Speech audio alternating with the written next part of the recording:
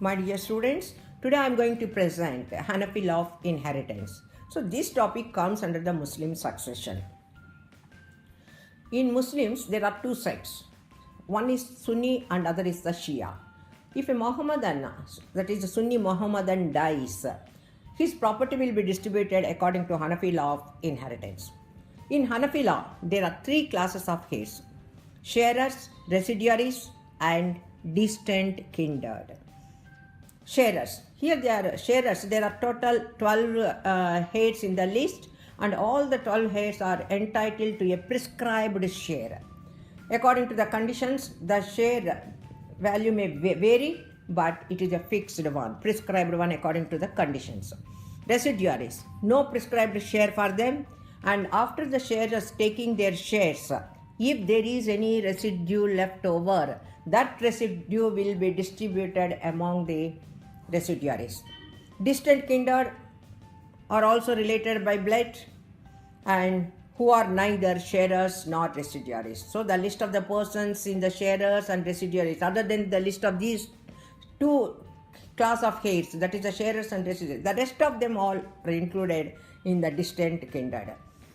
How the property will be distributed, particularly with the Sunni Mohammedan dies. First, we have after the payment of funeral expenses, debts and legacies, if any, respective shares to be allotted to the class of sharers. First, shares are to be allotted, properties to be allotted to the first sharers. Next step is, after allotting the shares to the sharers, if there is any residue, then that residue will be divided among the residuaries. If there are no sharers, the whole property will be distributed among the residuaries. If there are neither the sharers nor the residuaries, there are no sharers and no residuaries, then only the property will be inherited by the distant kindred. So the distant kindred will inherit the property only in the absence of sharers and residuaries. But there is one exception, only in one case in which the distant kindred inherit the property along with the sharer. Who is that sharer? Either the husband or the wife. If the Mohammedan male dies leaving the wife and a distant kindred, suppose if the Mohammedan dies leaving wife and distant kindred, wife is a sharer. We said that if there is a sharer or the residuary, even a single heir of sharer or the residuary, the distant kindred will not get anything. But this is an exception. Wife is a sharer. Suppose if the Mohammedan male dies leaving the wife and the distant kindred, first the wife take the respective shares. There are no children, so the wife is entitled to take 1/4 of the property. The remaining 3/4 of the property will be divided among the distant kindred. Similarly, if the Mohammedan female dies, leaving the husband and a distant kindred, husband is also a sharer. This is an exception. Husband is also a sharer. So, after allotting the respective share to the husband, there are no children, so the husband is entitled to half share. The remaining half will be divided among the distant kindred. So this is only one exception where general rule is the distant kindred will not have anything. He is not entitled to claim share if there are any sharers or the residuaries. In other words, only in the absence of all the sharers and the residuaries, the property will be divided among the distant kindred. But this is an exception. If the deceased left either the husband or the wife, after taking the respective shares, the remaining property will be divided among the distant kindred. So this is another example where A dies having a mother, son and daughter's son. There is no husband or wife. It is only the mother, son, daughter's son. Mother is a sharer, son is a residuary. As because the son is there, child is there, so mother is entitled to 1/6 of the share, and the residue, the remaining property 5/6 will be taken by the son, residuary. Because there is a sharer and the residuary, daughter's son is a distant kindred, and so he is not entitled to any property. Even if suppose A dies having a husband, son and daughter's son, the husband and son will take the property, daughter's son will not entitle to anything. So if only A dies leaving the husband and the distant kindred, or A dies leaving the wife or the distant kindred, then only the distant kindred is entitled to take the property along with the husband or wife. The question is asked, which of the relations belonging to the class of sharers, residuaries or distant kindred are entitled to succeed to the inheritance? It all depends upon the circumstance of each case. For example, you take father and father's father. Father alone will succeed to the whole of the inheritance, excluding the father's father, because father is very close to the deceased, the father's father is remote. The nearer in degree excludes the remote, so the father takes. Even the father and fathers both are sharers, father will inherit the property excluding the father's father. Similarly, son and son's son. Son and son's son, both are residuaries. Still, the son will take the entire property excluding the son's son, because son is very close to the deceased, whereas son's son is very remote to the deceased. Similarly, daughter's son and daughter's son's son, both are distant kindred.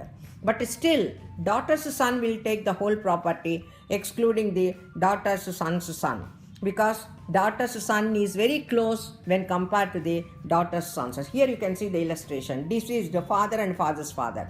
Both are alive, but still the father takes the whole property excluding the father's father, because father is very close to the deceased person, nearer in degree when compared to the father's father. Similarly, in the second illustration, the deceased has a son and a son's son. Son is very close to the deceased excluding the son's son. Both are residuaries, and father's father both are sharers. The rule is the nearer in degree excludes the remote. If suppose the father's father is there. Only in the absence of father and father's father, then father's father will get the property. We'll see some of the definitions. Who is a true grandfather? True grandfather means a male ancestor between whom and deceased no female intervenes. See, father's father. The relation between the father's father and deceased, no female intervenes. Father's father, both are male. No female intervenes. So, where there is no female intervenes, that male ancestor, father's father, is a true grandfather. So, father's father is a true grandfather because father male, no female intervenes. So, father's father, they are all true grandfathers. False grandfather means a male ancestor between whom and the deceased a female intervenes. See, deceased mother's father. Mother's father is a false grandfather because mother intervenes, a female intervenes. So mother's father is a false grandfather.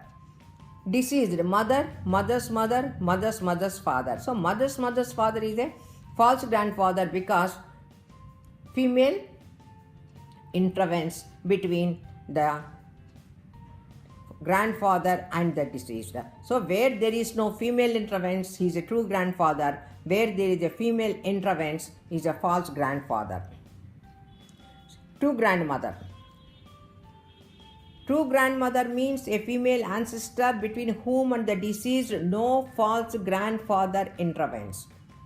Examples: father's mother, mother's mother, father's mother's mother, father's father's mother, mother's mother's mother. These are all true grandfather, whether they may be the father's side or the mother's side, paternal side or maternal side, all are true grandmothers. False grandmother means a female ancestor between whom and the deceased a false grandfather intervenes. False grandfather intervenes. See these two illustrations: mother's mother. No, between mother and mother's mother, no false grandfather is there. So mother's mother is a true grandmother even though she is a maternal side. It is not maternal side or paternal side. Whether she is a true grandmother or false grandmother, it all depends upon intervention of the false grandfather. See here, deceased and mother's father's mother. Mother's father's mother is a false grandmother because false grandfather interference between the mother's father's mother and the deceased. Deceased mother's father and the deceased mother is intervenes, a female intervenes. So mother's father is a false grandfather. So the false grandfather intervenes between the mother's mother and the deceased. So mother's father's mother is a false grandmother. Both false grandfather and false grandmothers are distant kindred. Similarly, son's son, how low soever. How low soever means son's son, son's son's son, son's son's son's son, son's son's son's son's sons, and so on. There is no end to it. And son's daughter, how low soever. Similarly, son's daughter's daughter, and so on. See, look at it. Son's son, son's son's son, son's son's son's son, son's daughter, son's son's daughter, son's son's daughter. So these are the few definitions under the Hanafi Law of Inheritance. First, sharers, the first class of heirs.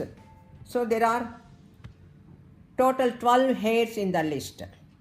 They are father, true grandfather, husband, wife, mother, true grandmother, daughter, son's daughter, uterine brother, uterine sister, full sister, and consanguine sister. These are the 12 heirs listed in the share table. These are the sharers. First, allowed property will be divided among the sharers, and then only if there is any residue, then the property will go to the residuaries. First here is the father. The father takes 1/6 of the property when there is a child or child of a son, how low soever. And father is residuary when there is no child or child of a son, how low soever. Here you must be very careful to notice that child of a son, not a child of a daughter. Child of a son. So child includes son and daughter. So where there is a child means son and daughter. Child of a son, son's son, son's daughter, how low soever. So if the child or child son is there, father is a sharer and he takes only 1/6 of the share. When there is no child or son of a child, he is a residuary. So whatever the residue left over, he will take it.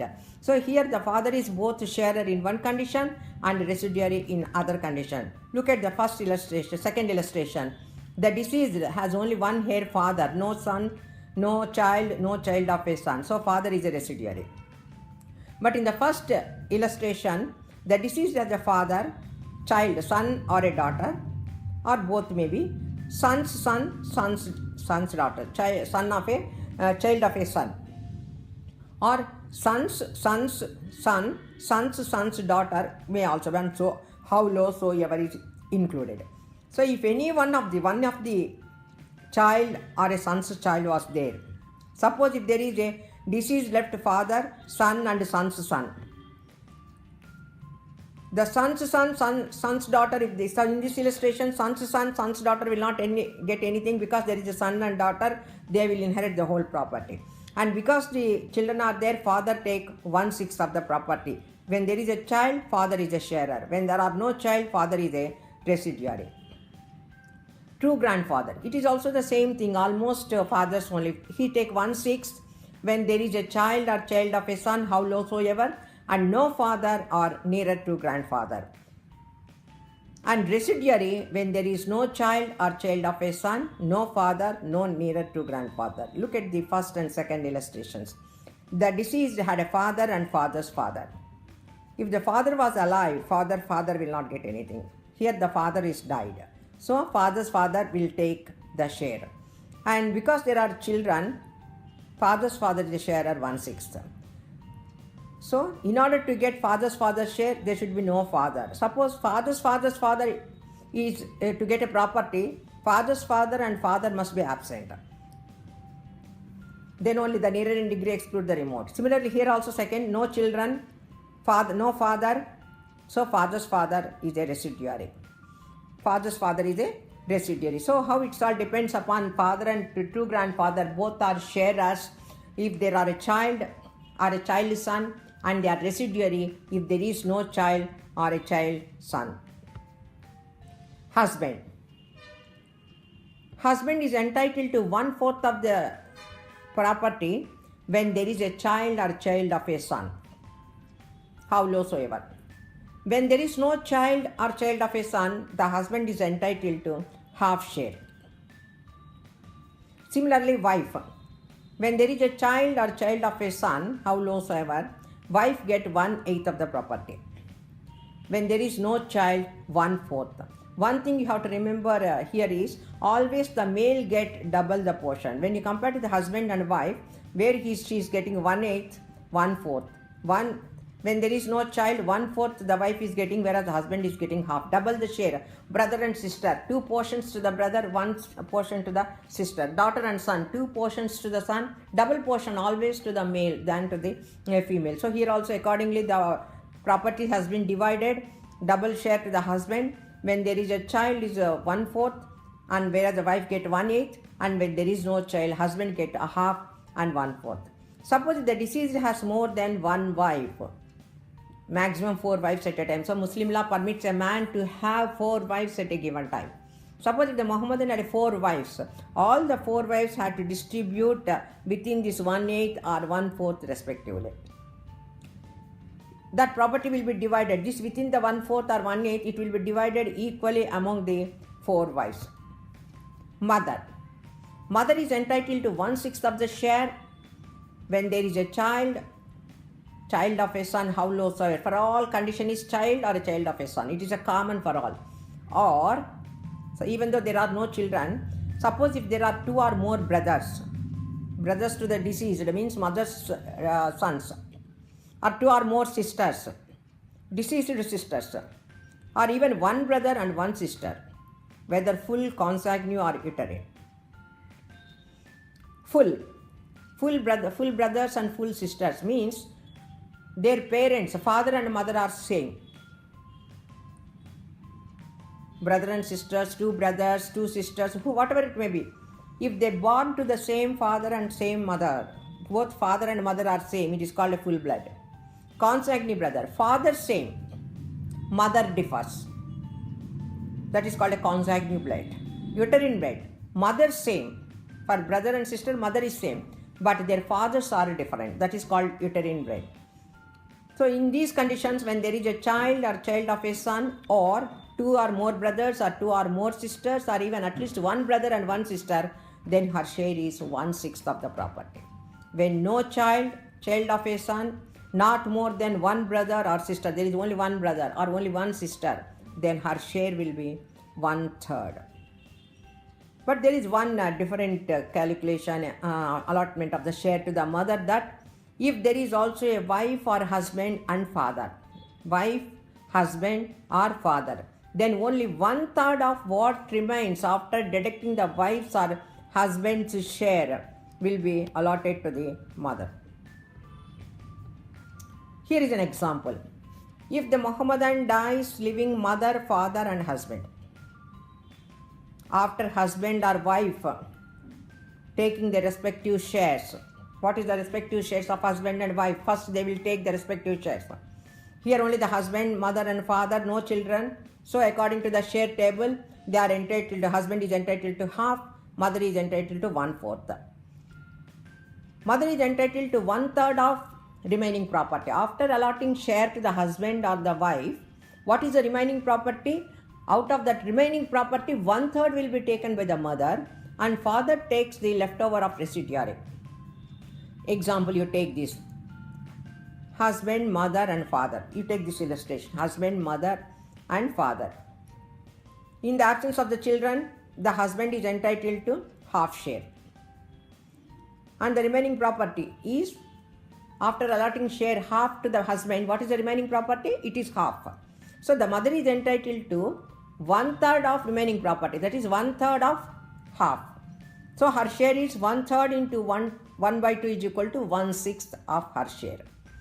Now the total, we have to make the total of, because father is the residuary, whatever the leftover, the father will take the property. So what is the leftover? You add husband and mother and then subtract it from 1. So husband is half, mother is 1/6. So if we add together, you will get 4/6. 4/6 is the total of husband and mother's share. What is the father's share? 1 minus 4 by 6 is equal to 2 by 6 or 1 by 3rd. So thus husband take half, mother 1/6, father 1/3. Similarly, suppose if there is a wife, mother or father, the first share is to be allotted to the wife 1/4. What is the remaining? 3/4. 3/4 of the property. So mother takes 1/3 of 3/4 is equal to 1/3 into 3 by 4 is equal to 3 by 12, that is 1/4. The father takes half as a residuary. So this is the way, this is an exception where if there are children or 2 or more brothers or 2 or more sisters or at least 1 brother and 1 sister, 1/6 of the share. No child or child of a son and there is only 1 brother or only 1 sister, then she is entitled to 1/3. But this is an exception that where the heirs are only the husband, mother and father. After allotting share to the husband, the mother is entitled to 1/3 of remaining of the property. Then father will take the residue of it. True grandmother. Same thing. Maternal true grandmother. Maternal true grandmother 1/6. Because I said that false grandmothers and false grandfather are the distant kindred. So true grandmother, paternal or maternal, they are sharers. Maternal true grandmother 1/6 she is entitled when there is no mother and no nearer true grandmother, either paternal or maternal. Paternal true grandmother, she is also entitled 1/6 of the property when no mother, no father, no nearer true grandmother, either paternal or maternal, and no intermediate true grandfather. If there be more than 1 true grandmother, they are together get only 1/6 of the property. Suppose if there are 2 or more grandmothers, all the 3 grandmothers will be divided equally within this 1/6 share. Daughter, if she is a single, only 1 daughter, she take half share. If there are more than 1 daughter, 2 daughters, 3 daughters, 4, whatever it may be, 2/3 of the property will be distributed equally among them. Condition is no son. If there is a son, they inherit as a residuary. Daughter is also a residuary. So just like a father is a sharer in the absence of the children. A father is a sharer in the presence of the children and residuary in the absence of children. So in the same way here also, daughter, if there is no son, in the absence of the son, she is a sharer. With the son, if the son is present, she is a residuary. So that she will take, she is also a sharer and residuary. It's all, whether she is a sharer or residuary depends upon the presence of the son. If the son is present, she is a residuary. If there is no son, she is a sharer. Similarly, sons, daughters, same thing, how low soever. But suppose if there is a daughter and a son's daughter, daughter will take the whole property, exclude the son's daughter. So if there is no daughter, then only son's daughters are entitled to get the property. If single, they will take half share. More than 1, 2/3. What are the conditions? There is no son, daughter, higher son's son, higher son's daughter, or equal son's son. These are all must be absent. There is one special condition. With the daughter or higher son's daughter, the son's daughters, whether they are 1 or more, son's daughters, whether 1 or more, they will take 1/6 of the property when there is only 1 daughter or higher son's daughter, but no son, higher son's son, equal son's son, provided she is not otherwise excluded from inheritance. But with the equal son's son, she becomes residuary. Always with the equals, they are residuaries. So if the son's daughter is a single, she take half, more than 1, 2/3. These are no son, no daughter, no son's son, higher son's daughter, or equal son's son. Even the son's daughters are 1 or more, they take 1/6 of the property when there is only 1 daughter or higher son's daughter. Suppose if there are 2 daughters, she is not a sharer. She will not get this share. When there must be only 1 daughter or higher son's daughter, but no son, higher son's son, equal son's son, provided she is not otherwise excluded from inheritance, then, but with the equal son's son, she becomes the residuary. Examples I will give. Take son's daughter. So son's daughter, if she is a single, she will take half. If there is more than one, she will take 2/3 of the property. Condition is when there is no son, no daughter, or son's son. 3 persons must be absent. No son, no daughter, because they are nearer in degree. Excludes the son's daughter. And equal son's son, she becomes the residuary. So, no son, no daughter, no son's son. 1/6 son's daughter, whether one or more, they will take 1/6. What are the conditions? When there is only one daughter, because only one daughter, she will take half share. So there is no son, son's son, provided she is not otherwise excluded from the inheritance. But with the son's son, she becomes the residuary. Now I will give the other example of son's daughter. Single half, more than 1/2, when there is no son, no daughter, no son's son, no son's daughter, and no son's son. Because these are all higher degrees. Nearer in degree excludes the remote, so these are all, if there are any one of them are present, she is not entitled to get any property. Son's son, she is equal. Son's daughter, son's son are equals, so she is a residuary. With him, she is a residuary. 1/6 of the property takes son's daughter, whether one or more. What are the conditions? When there is only one daughter or son's daughter, they either the daughter or son's daughter. There should be only one person. They take half share. And there is no son, son's son, or son's son, provided she is not otherwise excluded from inheritance. But with the son's son, she becomes residuary. Uterine brother. So mother is the same, father differs between the brothers and sisters. So if there is one, they will uterine brother. Only one brother, he take 1/6 of the property, and more than one take 1/3 of the property. What is the condition? No child, child of a son, father or true grandfather. Uterine sister, same, 1/6 if single, 1/3 if there is more than one, no child, child of a son, howsoever, father or true grandmother. Full sister, if there is one, she will take single half share, more than 1/2, no child of a son, father, true grandfather, full brother.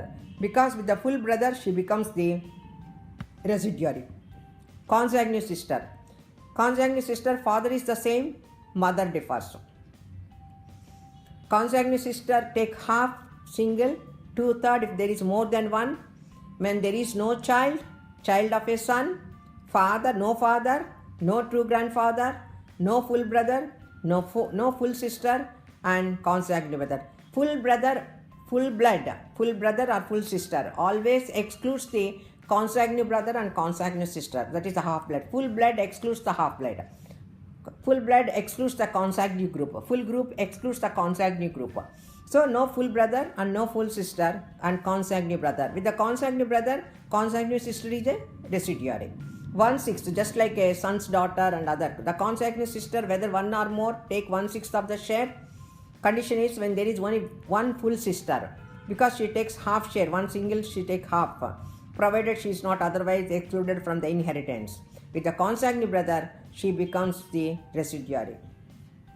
So these are the 12 heirs in the list. According to the conditions, they will take the shares. The shares are prescribed. And after allotting their shares, sometimes the total of the shares exceeds unity. The share of each sharer, what then we have to do? If exceeds the unity, where they have to get the property? He had only 1 lakh of rupees. By allotting the prescribed shares, it went to 1,25,000. Where the 25,000 is to be get? So further, this doctrine of Awl is applied. How it is to be applied? The share of each sharer is proportionately diminished. You have to decrease the shares of each sharer proportionately. How? By reducing the fractional share to a common denominator. First, you have to make the denominator common. Then increase the denominator so as to make it equal to the sum of numerators. Again, I am saying, after assigning the shares to the sharer, sometimes it exceeds the unity.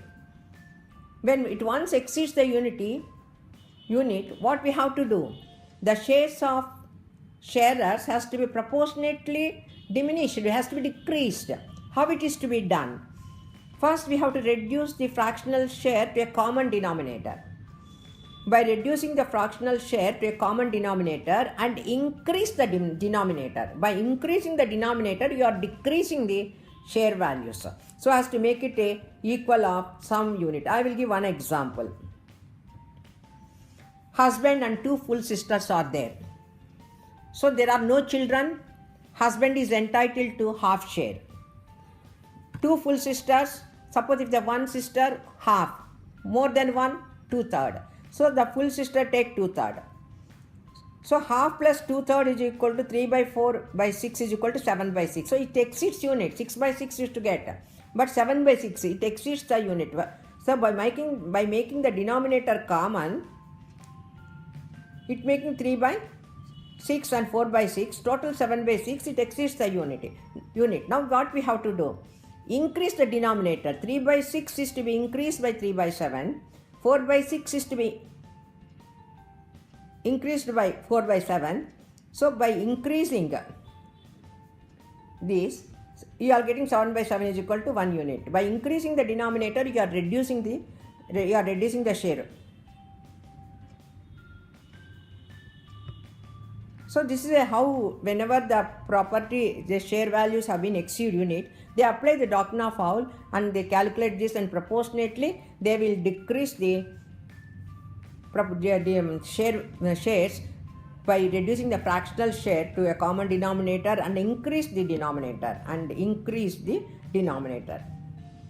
So this is the sharers and how the shares will be distributed among them. So next lecture I will give the residuaries.